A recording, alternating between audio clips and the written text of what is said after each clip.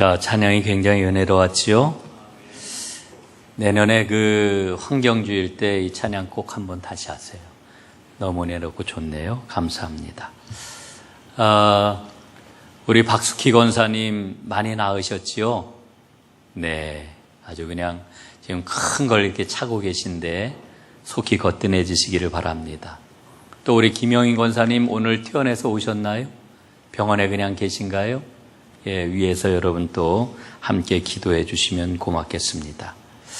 여러분 한번 그 옆에 계신 분들 지금 얼굴을 한번 좀 보시죠. 꼭 한번 보십시오. 보시고 한번 좀 웃어 보시죠. 서로 한번 웃어 보세요. 예. 가까이 안 계세요? 옆에 계신 분하고 멀리 말고 옆에 계신 분하고. 여러분 지금 보니까 서로를 보고 싹 웃어주시는 분이 있는가 하면은 웃음 짓는 것을 어색해 하시는 그런 그 분들도 계십니다. 사실 이렇게 그냥 한번 웃어보십시오 이러고서 서로 대놓고 웃는 게 참 이게 멋쩍은 일이긴 합니다. 그런데 여러분 우리는 웃는 거를 참 좋아합니다. 얼마나 웃는 걸 좋아하는지 우리 속담에 웃는 얼굴에 침 못 뱉는다라고 하는 말도 있잖아요.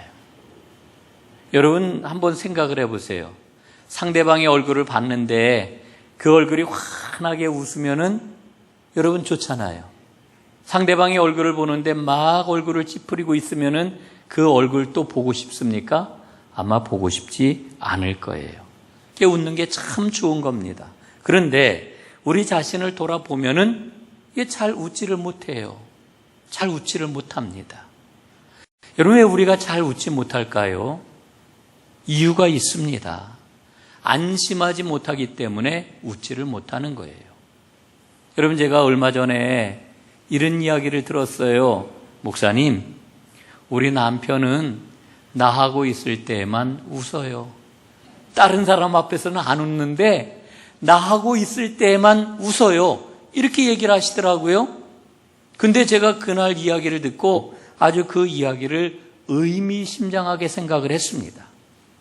여러분 사랑하는 부인 앞에서만 안심이 된다는 이야기예요. 사랑하는 아내 앞에서는 무장해제가 된다는 그런 이야기지요. 여러분 우리가 세상에서 웃고 싶어도 웃지를 못합니다. 편하게 웃지를 못합니다. 웃음을 허용하지 않는다고 하는 이와 같은 압박감이 우리에게는 얼마나 큰지 몰라요. 여러분 그렇지만 교회 안에서는 우리가 웃을 수 있어야 됩니다. 안심하고 웃어야 됩니다. 편안하게 웃어야 됩니다. 마음껏 웃어야 됩니다. 여러분 우리 교회가 그런 교회가 될 수 있기를 간절히 바랍니다. 여러분 우리가 믿음의 공동체잖아요. 사랑으로 하나 된 하나님의 사람들이잖아요. 그래서 교회에 오기만 하면 누구든지 편안하게 웃을 수 있고 교회 안에서 정말 소망을 가질 수 있고 이래야 여러분이 교회가 은혜로운 교회 아니겠습니까? 이제 우리가 추석 명절을 맞이하게 되는데 여러분들 식구들하고 마음껏 웃으시기를 바랍니다. 평안함으로 모든 식구들을 서로 축복할 수 있기를 간절히 바랍니다. 그리고 우리가 또 기도해야 될 게 있지요. 우리가 한 걸음 더 나가서 우리 민족이 이제 전쟁의 위협으로부터 핵무기의 위협으로부터 완전히 노임받고 하나님께서 허락해 주시는 그런 그 평화 가운데 마음껏 웃으며 지낼 수 있는 그 날이 속히 오기를 우리는 하나님 앞에 간절히 기도해야 될 줄로 믿습니다. 미국의 라디오 진행자로 유명한 게리슨 케일러라고 하는 사람이 있는데 이분이 자신의 프로그램에서 자기가 알고 있던 미네소타에 살고 있던 한 불운한 가족의 이야기를 들려주었다고 그래요. 스코틀랜드 출신의 한 남성이었는데 캠벨이라고 하는 사람과 한 여인에 관한 이야기였지요. 캠벨이 어느 날 스웨덴 출신의 여성을 만나게 됩니다. 얼마나 아름답고 얼마나 친절한지 이 여인에게 그만 홀딱 빠져 사랑을 하게 되었습니다. 그리고 그 둘은 함께 살기 시작을 했지요. 그리고는 그들 사이에서 3명의 자녀를 두었습니다. 그런데 어느 날 이 캠벨이 가족을 두고서 호련히 어디론가 떠나버리고 말았습니다. 가족을 버리고 떠난 거지요. 이 아이들 엄마가 캠벨을 기다립니다. 기다려도 오지 않고 소식도 닿지 않고 결국 견디지 못한 엄마는 아이들과 함께 스웨덴 집으로 돌아갈 수밖에 없었습니다. 거처할 것이 마땅치 않아가지고 낡은 트레일러에서 하루하루 힘들게 살아갑니다. 그래서 이 엄마와 아이들은 친구들이 보내주는 사랑과 그리고 여러 군데서 보내주는 후원금으로 간신히 살아가게 되었다는 그런 이야기였습니다. 이 이야기를 소개한 다음 며칠이 지나지 않아서 케일러는 한 통의 편지를 받았습니다. 근데 그 편지에서 캠벨 가문과 당신은 무슨 관계가 있습니까? 이렇게 묻는 것이었습니다. 그리고는 얼마가 지난 후에 다시 한 통의 편지를 받았는데 그 편지의 내용이 놀라웠습니다. 캠벨 가문은 옛 스코틀랜드의 왕족인 스튜어트 왕조의 직계 후손들이라고 하는 그런 이야기였지요. 엄청난 이야기였습니다. 그러면서 그 가족들은 왕위의 합법적인 계승자라고 하는 그런 내용이었습니다. 그러면서 편지의 말미에는 맏아들에게 보내는 다음과 같은 내용이 쓰여 있었지요. 폐하, 당신과 당신의 가족을 찾은 것이 내 삶에 이룬 가장 행복한 업적이었습니다. 그리고 만일 하나님께서 이 땅에서 당신을 직접 만나볼 기회를 허락하시지 않아도 저는 스코틀랜드를 그 과거의 영화로움으로 회복할 이 기회를 얻을 수 있었기 때문에 저를 가장 운이 좋은 사람이라고 생각을 한답니다. 부디 제가 날마다 당신을 생각하고 당신을 위해 기도하고 있는 것을 기억해 주십시오. 그리고 당신에게서 떠나버린 땅과 재물과 존귀함을 하나님의 뜻을 따라 다시 당신에게 돌려주는 일에 끝까지 최선을 다할 것이라는 것을 기억해 주십시오. 이렇게 편지를 썼던 겁니다. 저는 이 편지글을 읽으면서 우리가 받은 유산이 어떤 건가 한번 생각을 해보았습니다. 여러분, 우리도 아주 먼 곳으로부터 그리스도의 편지를 받았습니다. 우리가 받은 편지는 우리가 그리스도 안에서 하나님의 자녀가 되었다, 이렇게 이야기를 해줍니다. 왕의 아들이 되었다, 이렇게 말해줍니다. 왕이신 아버지께서는 우리를 위대하게 높이실 계획을 갖고 계시다, 이렇게 말씀을 하고 있습니다. 하나님은 우리가 하나님의 자녀로서 합당하게 누려야 할 영광스러운 유업이 있는데 그걸 주시기를 간절히 원하고 계시다 하는 것을 이 편지는 우리에게 알려주고 있는 거지요. 여러분, 이게 우리에게 주신 그리스도의 편지의 내용입니다. 그리고 우리는 그 편지의 내용을 받아들인 믿음의 사람들입니다. 여러분, 우리가 이 믿음을 가지고 있다라고 하면은 우리는 그 믿음에 합당한 삶을 사는 것이 너무나 당연합니다. 여러분, 그래서 저는 지난주에 우리가 가지고 있는 그 믿음에 합당한 삶이 우리의 말을 통하여 어떻게 나타나는지를 여러분들과 함께 살펴보았습니다. 오늘도 그 믿음에 합당한 삶이 우리 삶 가운데 어떻게 나타나야 되는지 지혜에 관한 말씀을 살펴보면서 은혜를 나누려고 합니다. 여러분, 야고보서를 우리가 3주째 읽고 있는데 이 야고보서의 핵심적인 구절은 2장 26절 말씀입니다. 이렇게 기록이 되어 있지요. 영혼 없는 몸이 죽은 것 같이 행함이 없는 믿음은 죽은 것이니라. 여러분, 야고보서는 우리에게 무엇을 말씀해 주고 있습니까? 믿음은 곧 행함이다. 믿음은 곧 실천이다. 만약에 우리에게 행함과 실천이 없다라고 하면 그 믿음은 거짓 믿음이다, 이렇게 말씀해 주고 있잖아요. 그래서 야고보서는 계속해서 참 믿음과 거짓 믿음을 대조해서 일러주고 있습니다. 오늘 성경 본문은 참 지혜를 우리에게 말씀해 주고 있는데 이 참 지혜를 거짓 지혜와 비교해서 지금 일러주고 계시는 것입니다. 여러분, 참 지혜는 무엇이고 거짓 지혜는 무엇입니까? 오늘 말씀을 통해 세 가지를 보게 되는데, 첫 번째, 참 지혜는 변화된 삶을 통해서 그 모습이 드러난다, 이렇게 일러주고 있지요. 13절 말씀에 보니까 이렇게 기록이 되어 있습니다. 너희 중에 지혜와 총명이 있는 자가 누구냐? 그는 선행으로 말미암아 지혜의 온유함으로 그 행함을 보일지니라. 여러분, 우리는 지혜가 있는 사람을 참 좋아해요. 모두가 지혜 있는 사람을 좋아합니다. 여러분, 왜 지혜 있는 사람을 좋아합니까? 지혜 있는 사람은 얽혀있는 문제를 만나도 문제의 본질이 무엇인지를 명쾌하게 꿰뚫습니다.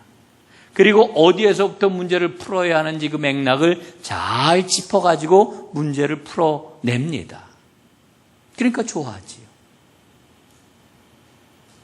여러분, 그 조선시대를 보면은 이 조선시대의 아주 대표적인 지혜자가 있습니다. 여러분, 많은 사람들이 조선시대의 지혜자 그러면은 이항복을 손꼽지 않습니까? 이 이항복이 13살 먹었을 때의 이야기라고 그래요. 지금보다 가을이 훨씬 더 깊은 늦가을이 되었는데 집에 커다란 감나무가 있었다고 그래요. 그런데 이 감나무가 크다 보니까 이 감나무 줄기가 옆집으로 다 이렇게 넘어가 있는 거죠. 많은 가지가 옆집으로 다 넘어가 있었습니다. 그 가지에 감이 아주 탐스럽게 주렁주렁 매달려 있었습니다. 예? 그런데 그 옆집이 누구냐 하면은 당시에 아주 권세가였던 권참이라고 하는 그 대감댁이었는데, 하인들이 이제 이 감을 따려고 그 집에 갔다가 그 권대감집 하인들에게 엄청나게 맞고 돌아온 거예요. 감이 어디로 와서 감을 따려고 그래? 이래가지고 감을 따기는커녕 매만 맞고 돌아왔단 말이죠.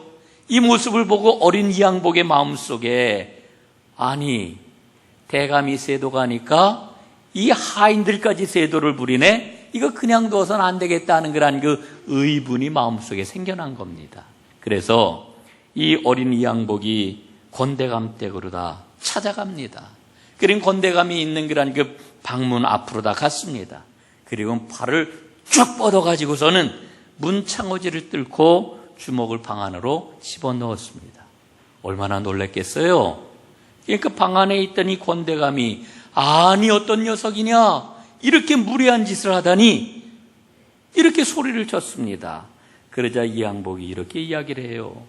지금 창호지를 뚫고 방 안으로 들어간 주먹이 누구의 주먹입니까? 대감이 대답을 했지요. 그야 내 팔에 달려있으니 내 놈 주먹이 아니더냐? 그러자 이항복이 이렇게 이야기를 합니다. 그렇다면 대감님 댁 담 너머로 뻗어있는 감은 누구의 것입니까?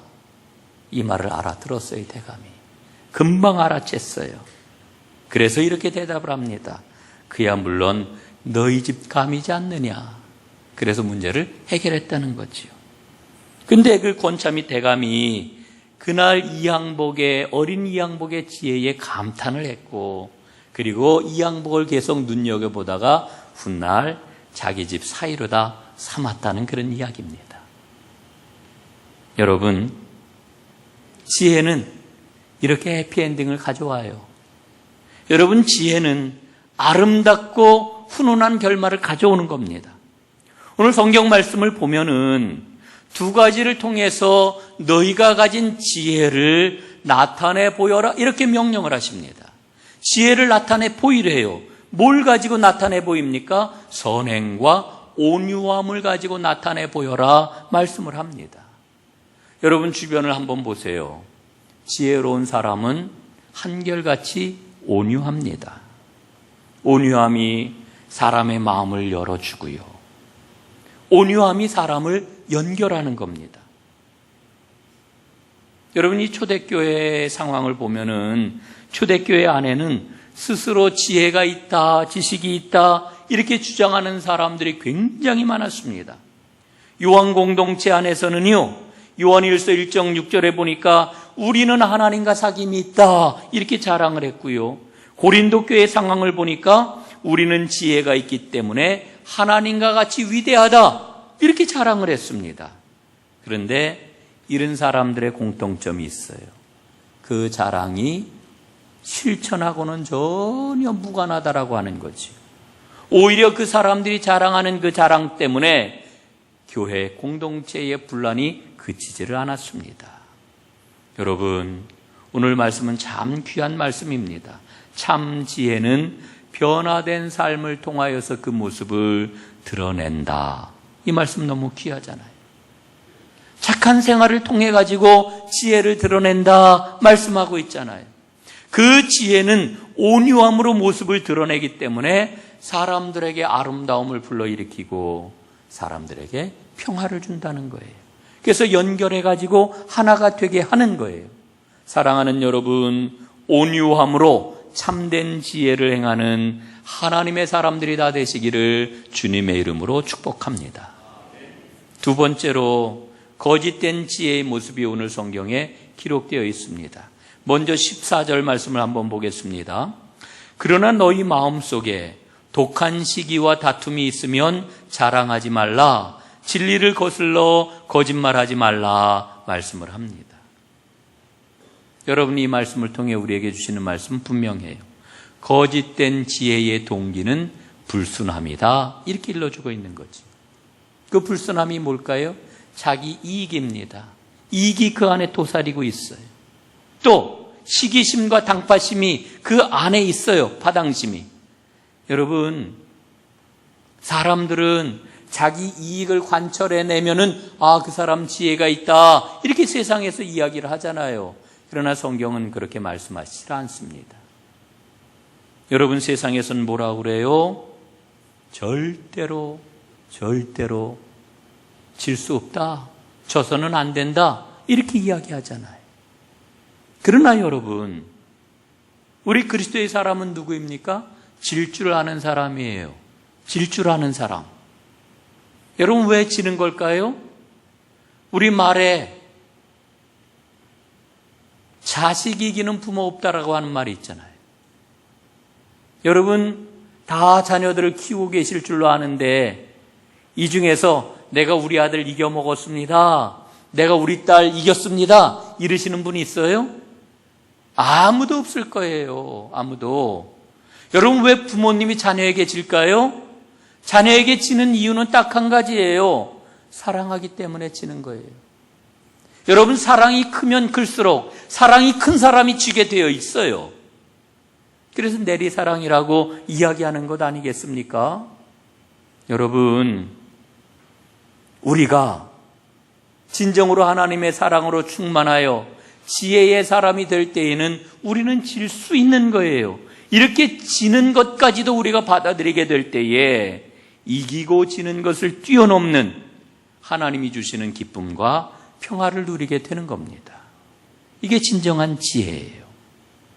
세상은 어떻게 꾸며서라도 이겨야 직성이 풀리도록 우리를 자꾸만 이끌어갑니다. 이 거짓 지혜지요. 여러분, 오늘 15절에 보면은 거짓된 지혜의 특징을 이렇게 말씀해 줍니다.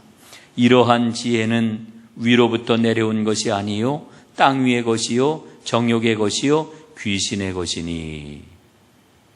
여러분, 이 말씀을 보면은 세상 지혜가 갖고 있는 세 가지 특징을 분명하게 일러주고 있잖아요. 첫 번째는 세속적이라고 하는 거예요. 땅 위의 것이라고 하는 그런 이야기죠. 하나님과 무관한 지혜입니다. 여러분, 창세기 11장에 보면은 엄청난 바벨탑을 쌓았잖아요. 예, 바벨탑. 여러분, 이 바벨탑을 쌓을 때에 얼마나 많은 세상 지혜들이 집약이 되었겠어요. 예? 여러분, 그냥 쌓아지는 겁니까? 온갖 가지 세상에 그런 그 지혜가 망라가 되어서 바벨탑을 쫙 올려 쌓았는데 그 바벨탑을 쌓던 지혜가 바로 세속적인 지혜라 말입니다.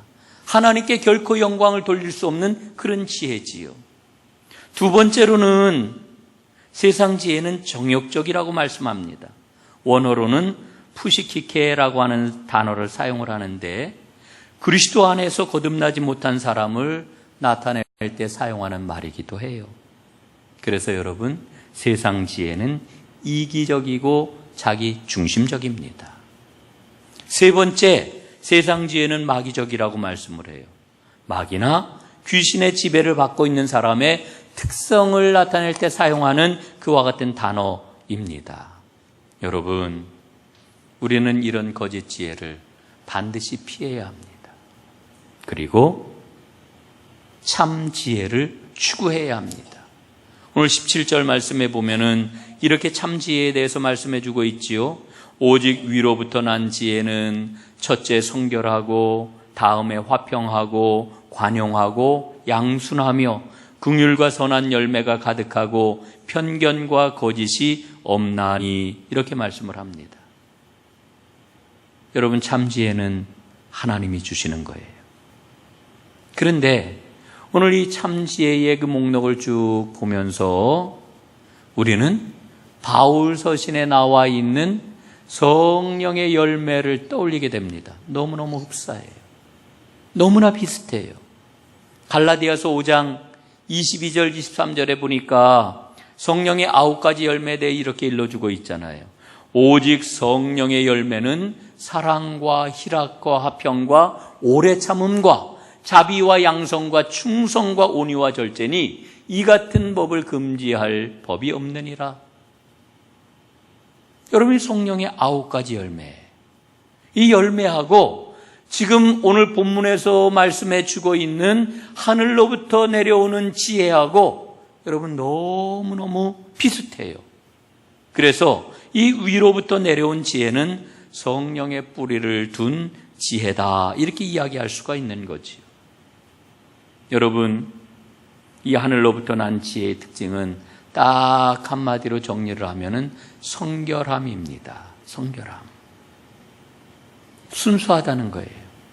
동기가 순수하다는 거예요.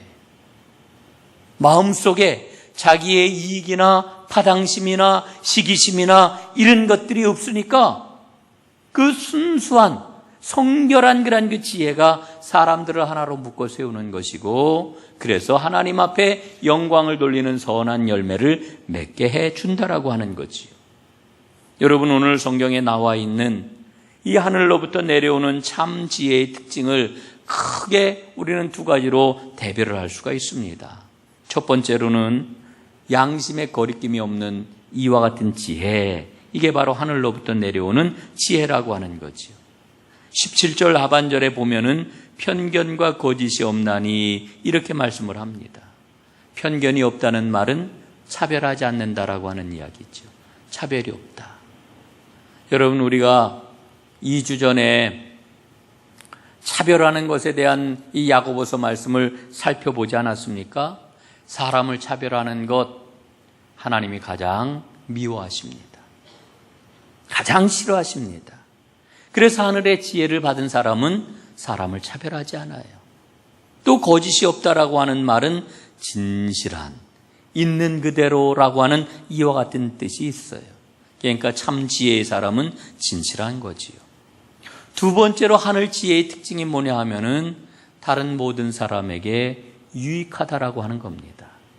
여러분, 17절 말씀을 다시 한번 보세요. 화평하고 관용하고 양순하며 긍휼과 선한 열매가 가득하고, 이 5가지의 목록은요, 한마디로 다 이야기를 하면은 다른 사람에게 유익을 끼치는 거예요. 덕을 세우는 거예요. 그러니까 지혜의 사람은 항상 덕을 세우는 사람이에요. 그래서 해피엔딩을 가져오는 이와 같은 사람이에요. 이게 지혜의 사람이라고 오늘 우리에게 말씀해 주고 있는 거지. 이제 말씀을 마무리하려고 하는데요, 여러분, 오늘 3장으로부터 4장 3절까지 이르는 본문 말씀에 면면이 흐르고 있는 가장 기본적인 전제가 있습니다. 그 전제가 뭐냐? 하늘 지혜를 갖게 되면은 위선이 없는 사람으로 하나님께서 우리를 세워주신다는 거예요. 위선이 없는 사람. 우리는 두 얼굴의 사나이가 아니에요. 우리는 언제나 한 얼굴이어야 해요. 예? 겉과 속이 같아야 되는 거지요. 겉 다르고 속 다르고. 이 사람에겐 이 말하고 저 사람에겐 저 말하고. 여러분, 이거 아니에요. 그런데 참 지혜를 소유한 사람은 바로 이와 같은 그런 그 위선이 없는 사람으로 하나님께서 우리를 세워주신다는 거예요. 그게 진정한 지혜의 사람이라고 말씀을 하고 있는 거지요.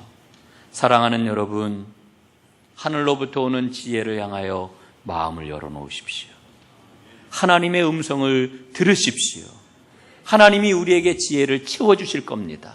이제 오늘 야고보서 1장 5절 말씀을 함께 읽고 말씀을 마치도록 하겠습니다. 야고보서 1장 5절 우리 한번 함께 읽어보겠습니다. 시작. 너희 중에 누구든지 지혜가 부족하거든 모든 사람에게 후히 주시고 꾸짖지 아니하시는 하나님께 구하라. 그리하면 주시리라. 아멘. 여러분, 마음을 다하여서 하늘로부터 오는 지혜를 구하십시오. 반드시 하나님께서 여러분에게 지혜를 주실 겁니다. 여러분의 삶이 지혜의 열매를 거두는 풍성하고 아름다운 생명의 삶, 진정한 축복의 삶이 되기를 주님의 이름으로 축원합니다. 기도하겠습니다.